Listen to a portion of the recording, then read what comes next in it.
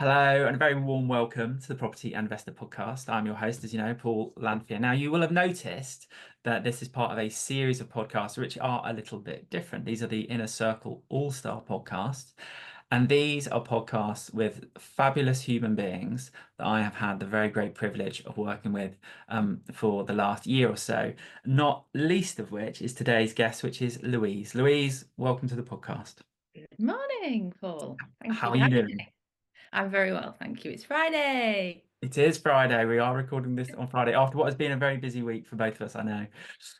Okay, so let's dive straight into it. So tell the good people, your name, your business, what it is that you do. Yes, so my name's Louise Wynne and my business is Wildkind Interiors.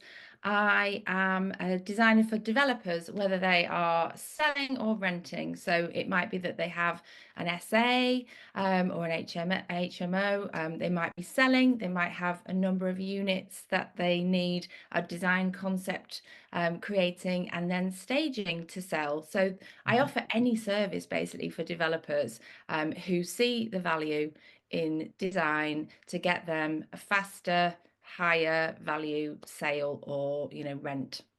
So that is what I Definitely. do. And and I think, I'll say this immediately out the gate, like people should go and check out your social media stuff. You've got well developed profiles on, for example, LinkedIn, where you can see like what Louise has been up to, whether it's like, SA projects, whether it's, new build stuff, you can see what Louise has been up to. And I would urge you to do that. So, Louise, where were you at the beginning of the program and what were some of the things that you were dealing with, like problems, challenges, that kind of thing? So just to give you a bit of background, I worked for 16, 17 years for a show home design company. Mhm. And I kind of got to the end of the road with that, but that's where I learnt my trade. And we didn't do any networking. So my world was really, really small when I set my business up in April 22. And this time last year, just as I had joined the program, I'd made really great progress and I'd started to sort of create a nice network of people. But I still have had a very small kind of world. And I was very conscious of that. And when I started going to your breakfast meetings, I just really enjoyed that community of people that you've curated over many years. And I felt like that was going to be really useful to me.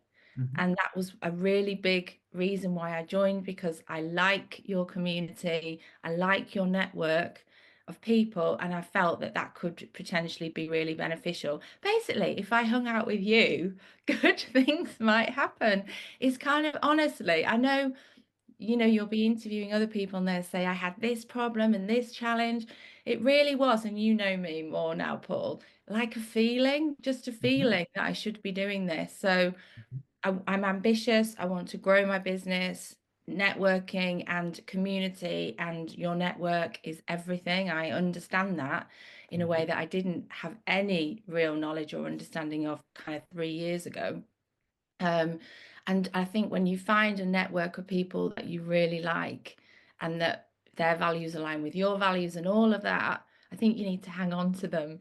And that was the real driving force as to kind of why I joined, because I was still not even 2 years into my business. Mhm. Everything was very new, and I wanted to surround myself with really good people, people I felt that I could trust. And I really liked the sound of your program as well. But it was just a feeling that I needed to follow to do this. I felt like it was taking me in the right direction, and I would just sort of see what happened. I love that. And I'm a big, but as you know, I'm a big believer in intuition. I think intuition is a really powerful tool. We should all Mm. be refining our intuition and leaning into it more and using our intuition to guide us, whether it's positive feelings and therefore move towards, or whether if it's like less than positive feelings and to move away from. I think we should definitely be dialing into it. And Is it your, sorry to interrupt, is it the book that you recommended? It's a hell yes or it's a no? yes, exactly. The What is that again? essentialism. Is that essential? Of Essentialism. course it is. Duh. That and Um, that's the book that I wish that I had yes, written. of So, course it is. given that Yeah, I yeah. haven't written it, I have to now recommend it to everybody on the planet. And Yeah, and obviously, I do that without realizing until I read the book. because I've said this to you before, but I wasn't planning on joining your inner circle. This, very beginning of the year, I did your online Zoom, Mhm. and I messaged you, didn't I, afterwards saying that was really great. I'd be super interested in finding out more about the inner circle for 2025. And then Mhm. you said, let's have a chat anyway. And then we had a chat, and I still said, it's not for me because I've got too much Mhm. other stuff going on. And then you said the words, well, that's fine, have a think about it. If you change your mind, you know where I am in a couple of days. And Mhm. literally, I got off the phone and I had this feeling that I just had to do it. I was like, well, if I move this and I change that and I stop this, and then I joined. So it was that hell yes feeling, and I just Mhm. couldn't shake it. And I think that really is such a great compass in business, because if you just have this tiny niggle, then it's Mhm. got to be a no now or always. But if you Mhm. feel completely compelled with every fiber of your being to do something, you've got to do it. Yeah, So, definitely. yeah. Definitely. And I think if you do have those feelings, and you're really getting after something, like only good things are going to happen, because it is the amount that, the energy would get in. And I could talk all day about community, as you know from like the Discovery Day and various other bits and pieces. I think there's two illusions. One, we need to do everything ourselves, like we're all these lone wolves, like that is obviously complete nonsense. And two, that we have this illusion we're all going to live forever. Well, again, that I can assure you that's not true. Right. So, how did the program help? Like, how are things now? What were your insights? How have you made Mhm. progress? So we read the book Essentialism, of course we did. And so I'm a creative person. I am not a naturally organized person. And it's one of the things that frustrates me the most, that I sort of yo-yo between being organized and then my default setting of just being creative and getting stuff done. And I don't mean organized as in paperwork. I just mean just generally. Yeah. So to give you an example, this time last year, I was saying yes to everything. Yes, which I really, really, really advocate for Mhm. people who are starting out in business, because it's Mhm. amazing how you feel that you're going to travel down a certain journey and this is your path in business. And actually, when you start saying yes to things and start experimenting and exploring, it actually often you realize that that thing that you thought you wanted, actually there's something else that suits you more. So Mhm. by saying yes, you kind of get to understand that very quickly. But in saying yes, there becomes a point where it's all far too overwhelming. And I was organizing meetings. Every day of the week, I'd have a different meeting, well, several different meetings with different people. And I didn't know my ass from my elbow, basically. I didn't know what I was doing from one day to the next. And I hadn't realized how overwhelming that was. And I hadn't really realized what was happening.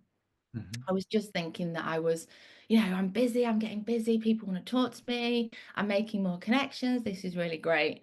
And it was when I started the program and I read the book that I realized I'd definitely come to the point where enough was enough, and I had to not streamline. I had to reorganize how I did things to better suit me and to help me and to clear my mind. And so I kind of tweaked the way the book tells you to do things, because you make things work for yourself, don't you? And I decided that I would have certain days of the week to do certain things. Tuesdays and Thursdays only would be meetings days, because I'd missed 3 meetings. I mean, how embarrassing is that with potential clients? It's just Yeah. awful. One of them is actually a client, so she clearly forgave me. Yeah. But you just can't continue like that. So I had Tuesdays and Thursdays for meetings, Mondays for sort of admin, Wednesdays for purely design work, and Fridays, Dina, she named my Fridays Free Range Friday. So, so I could kind of do a bit more what I wanted on a Friday. And it's just honestly, just literally freed my brain up to, I know Tuesdays and Thursdays I've got meetings. They're going to be a little bit more haphazard, maybe in terms of I don't know who the meeting's with in advance. Every week will look different, basically, Yeah. um, Yeah. but in a structured way. So that was massive, and that's Amazing. that's because of the book. The book had other great insights, like Yeah. the one I mentioned 5 minutes ago. But yeah, that was huge. And that was early on, so that was brilliant. And then the other thing that I particularly took away with me um, was the wealth dynamics and Mhm. understanding each other's profiles and understanding who I am. So I'm a creator star, but and so that was great because from that I realized who I need in my team. And I already had a VA and I got her to do wealth dynamics, and she was exactly the person, the opposite of me. So that made me just feel really great that I'd found the right person. And moving forward, I can better understand who the right people are that I need to bring in. So that's going to be invaluable in the future. And obviously, understanding yourself is so important, and you can be more forgiving of yourself as well, can't you? Mhm. Um, and the star bit of my profile didn't make sense until a little bit further onto the program when we delved a little bit more deeply into wealth dynamics because I'm not I'm not an extrovert through and through at all. And so I couldn't understand why I was a star because it made me think that I wanted to be this a star wants to be the center of attention.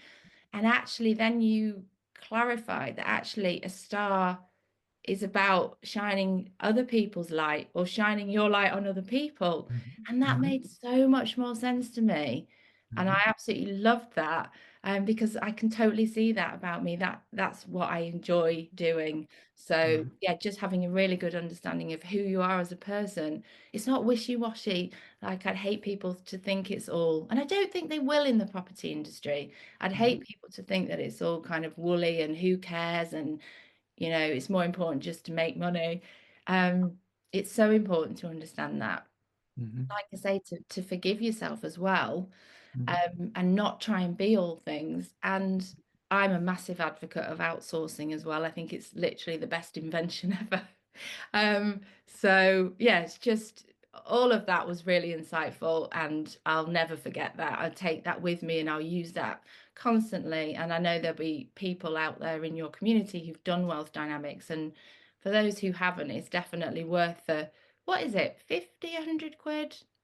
Yeah, it kind of varies, but I mean, for what it Yeah. costs, I mean, it's just like such a low cost, high value product, particularly if you get some support with actually implementing it in the way that you have, and the way that everybody in Inner Circle does, actually implementing it across their week and kind of Yes. redesigning their lives and Yeah. all the rest of it. I mean, I remember us talking about this in when we did the Muddy Boots walk, and I remember I asked you, what your big challenge was, and at that point it was just steadying the ship from perspective Mm. of um, allocating your time and that kind of thing.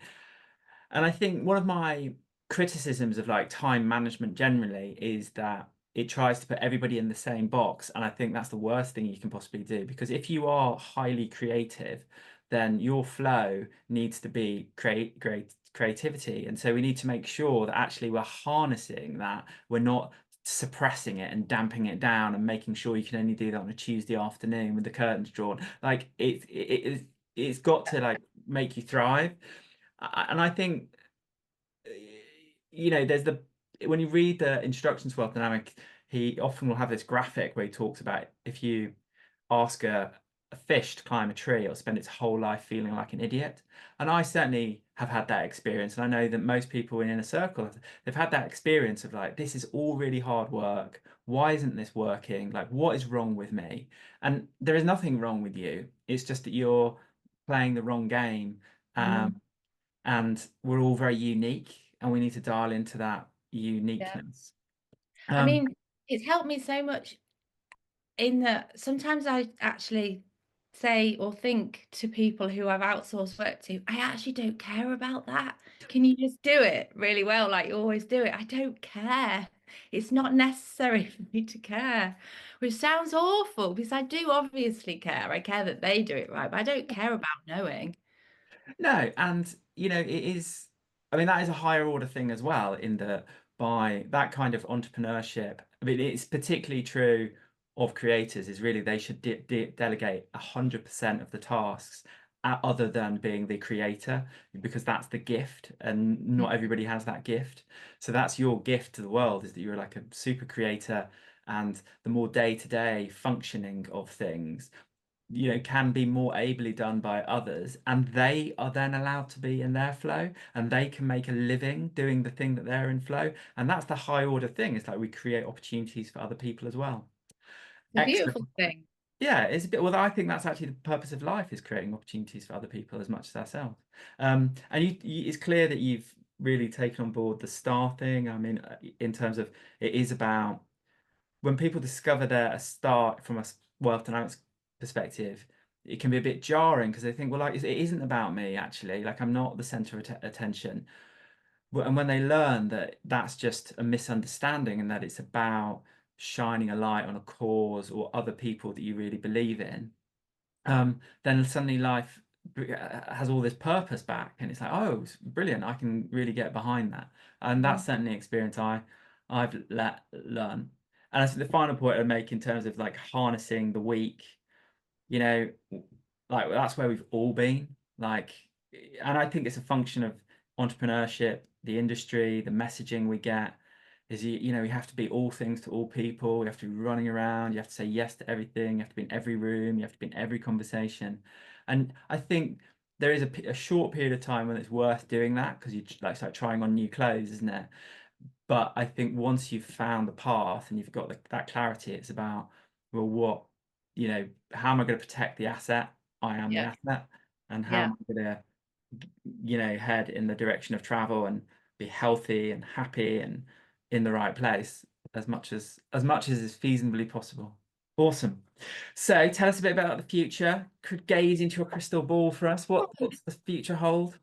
So yeah, it's funny. Well, I had a really great year last year, and what I wanted so much was to start doing interesting design work, like when I was employed.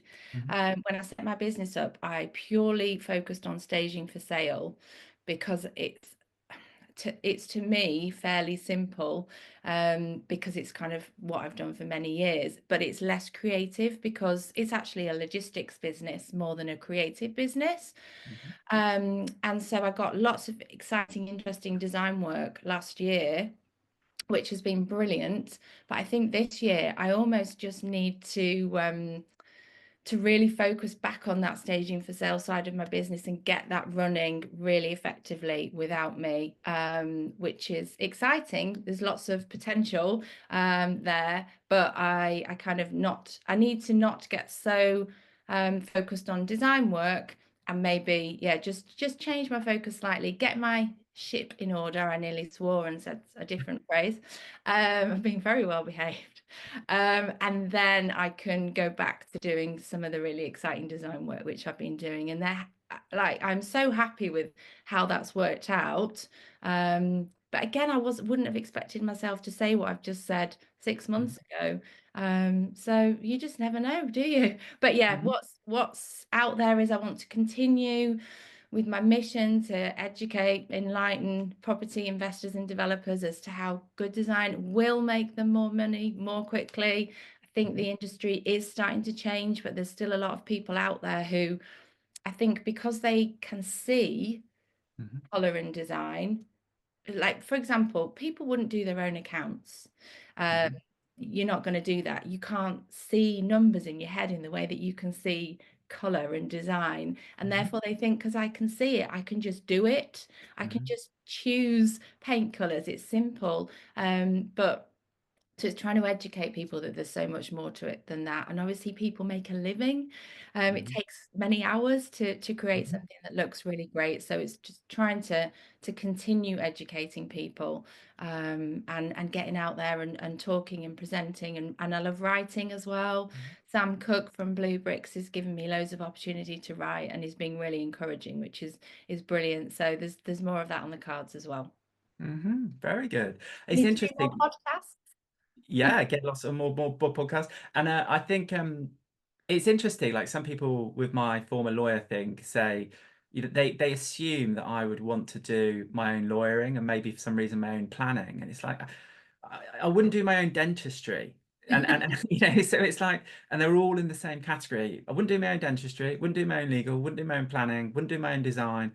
and personally for me, I wouldn't do my own project management because there is somebody that I can connect with who will do it orders of magnitude better than me. Mhm. So why not benefit from that? And Yeah. and I'm a great believer in Ray Dalio's work about having an all-weather portfolio. So it doesn't matter what is going on in the world, you're always safe, you're always secure, everything's heading in the right direction. And I would say, in the context of property, that is where really great design fits in as well, in that Hmm. you want to insulate your portfolio from whatever's going on. And the way you do that is keep investing in the assets, keep adding the value, and keep creating a really beautiful, unique product. Because prepare to be shocked that people like to live, work, walk around, stay in beautiful places which feel healthy and vibrant. And the zombie apocalypse can arrive, but if your portfolio looks like that, trust me, you're going to go the distance. If it Yeah. doesn't, yeah, you might have some thinking to do. So in terms of inner circle, if somebody was thinking about inner circle, what would you say to them? Um, Gosh, what would I say to them? I'd say there's so many ways that you can benefit from joining. Obviously, what I've talked about, the whole setting up of my business and the way that it works, and learning from you in organization and processes, um, and helping you to understand better who you are to be able to run your business better is a brilliant thing. And community, like that the sort of sense of community that we got. And I'm not going to spoil anything for anyone who, yeah, for anyone who's joining or will join in the future. But that those last kind of few weeks in particular, and then that last session, just listening to other people, it was just such a beautiful thing. And people sort of think, oh, you can't, there's no sort of return, there's no tangible return on that. It's just woolly stuff, community and network and feeling support and all of that. But it isn't, it's so much more than that, because you get such a sense of confidence from having a team of people who have got your back, Mhm. and such a sense of confidence from having a really lovely nurturing network that you're growing, of people who are looking out for you, and people who will have you back basically. So I think that's really been a really key part of it. It's just what we will all take away with us, as a gorgeous memory of the whole thing. And as you know, I've now gone on to the next Paul Lanfear phase of quarterly retreats, because I don't want that to end. I just want that to continue. I see the value not just for my business, but for me as a person. But if we want to talk cold hard facts, you Mhm. did, I did make my money back on my investment with you. Mhm. I'd say kind of, I can't remember exactly, but about halfway through the year, probably 50% of it, because I Mhm. got a staging job literally directly through a recommendation. And then I'm got another job sort of later on in the year. So, if you're talking cold hard cash, I Mhm. made my money back. But obviously I genuinely feel I got so much more from it than that. And Um, I'm thrilled to hear that. And I also think the cold hard cash plays an important role. People yeah, need to see it return on their yeah, investment. And the mission is always within the year of Inner Circle. That my mission is that they can see in pounds and pence that they've basically netted out the cost, and now everything going forward will be like additional profit for them to yeah, yeah. to they've worked for it, so they should put it in their pockets. And so you've mentioned the retreat. So what did you make of the adventure retreat? Because you did Oh, it the was adventure retreat. so much fun. It was so much fun. It was brilliant. Just packed full of, yeah, just brilliant people. I wasn't worried at all. I wasn't nervous. I know some people maybe felt nervous going, but I just knew that even though I didn't know half the people there, they would all be fab. So I Mhm. went feeling really great about it. Climbing the mountain wasn't easy, but Mhm. we were so lucky with the weather, apart from the wind. I've never experienced anything like that. Yeah. I thought I was going to get blown away, but it was really good fun. And we just had great food. We had a lot of laughs, um, formed some really genuine friendships. We were at an event yesterday, and I brought Daniel from the retreat with me as my Yeah. guest to that event. So, it's really fab that we just joined, formed great friendships, and uh yeah, just unexpected things happen. Like, so one thing that I haven't mentioned that I took away from my time in the inner circle, and particularly the retreat, was as you get older, you sort of, apart from you, lose your sense of adventure, don't you? And it gets lost somewhere for a lot of people anyway, and certainly for me. And this sounds really daft, but also I've got a lot of hair and I don't like getting my hair wet. There is a reason I've said that, because we went paddleboarding, as you know, and Graham did a headstand on the paddleboard, and I was like, I want to do a headstand on the paddleboard. I could probably try and do a headstand. So I was like, oh, sod it, I'm just going to try. And I didn't quite manage it. But from me, obviously showing that slightly silly side, Daniel, who I just mentioned, for some reason, because I'd never met him, and I'd only met him the day before, decided that I would be the person that he would ask to switch paddle boards with me. And then we just had so much fun, and I was falling in the water and my hair was getting wet, and who cares, obviously. And then it was hilarious because I was saying to him, I bet Paul's really jealous of this. I bet he asks if he can join in. And then about 30 seconds later, you were like, can I have a go? So just Always. experiencing that adventurous side in a very safe environment Mhm. was just really fab. And that's part of the reason why I've signed up to your quarterly retreats, because it's so important to have that silliness and joy, and explore and sort of push yourself and see what you're capable of. Mhm. And then that increases your confidence in life generally as well, doesn't it? So it's all good. It's all good. Yeah, definitely increases self-trust. You know that you've got it in you. You know you can trust yourself. You know you can take a bit more risk because you're not on Yeah. your own. It's all part of definitely the process. Well, look, obviously, I'm really thrilled to hear all of that. So, look, how can the good people connect with you if they want to connect with you? Well, as you mentioned, I'm on LinkedIn. I think I'm the first Louise Wynne, Wynne on LinkedIn, so I'm really easy to find in that way. I'm on Instagram and Facebook at Wildkind Interiors, so it's WILDKIND Interiors. Yeah, and I'm kind of trying my best with socials. It's not my natural place to be. I do like LinkedIn though, because I like Mhm. writing and I just find it a nice place to hang out. So that's probably the best place to connect with me. Yeah, you've got a really good, strong LinkedIn profile. You do really interesting posts. I would definitely people check that resource out first.